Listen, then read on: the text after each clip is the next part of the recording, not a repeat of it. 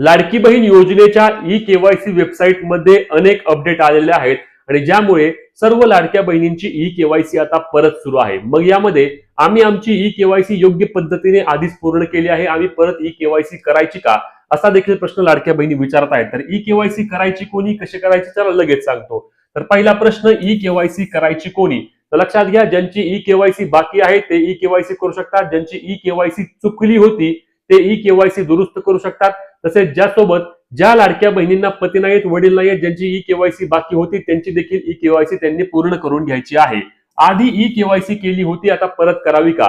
लाडक्या बहिणींनो, तुम्ही आधी योग्य पद्धतीने ई-केवायसी केली असल्यास, तुमची कोणतीही चूक झाली नसल्यास तुम्हाला परत ई-केवायसी करायची अजिबात गरज नाही, तुम्हाला ई-केवायसीची आवश्यकता नाही। त्यानंतर पुढचा प्रश्न आहे, आता शेवटची संधी आहे। आता एकदा तुम्ही तुमची ई-केवायसी सबमिट केल्यानंतर परत ती कधीच एडिट होणार नाही। ती ई-केवायसी सबमिट झाल्यानंतर तुम्ही चुकला तर तुम्हाला योजनेचे पैसे परत कधीच मिळणार नाहीत। त्यामुळे ई-केवायसी करताना अजिबात कोणतीही चूक करू नका, अन्यथा आता एकदा ई-केवायसी सबमिट केलेली परत तुम्ही काही झालं तरी एडिट करू शकणार नाही।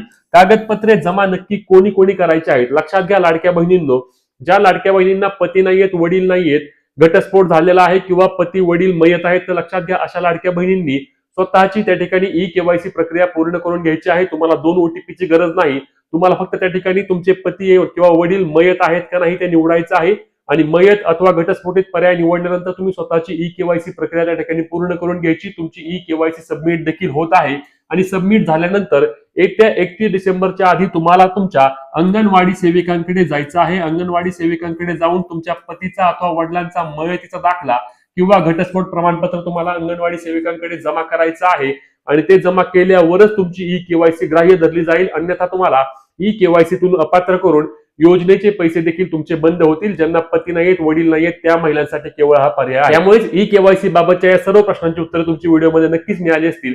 जे काही प्रश्न असतील ते कमेंटमध्ये नक्की विचारा। ही महत्त्वाची व्हिडिओ शेअर करा आणि अशाच अपडेटसाठी पेजला फॉलो आणि चॅनलला सबस्क्राईब करा। जय महाराष्ट्र।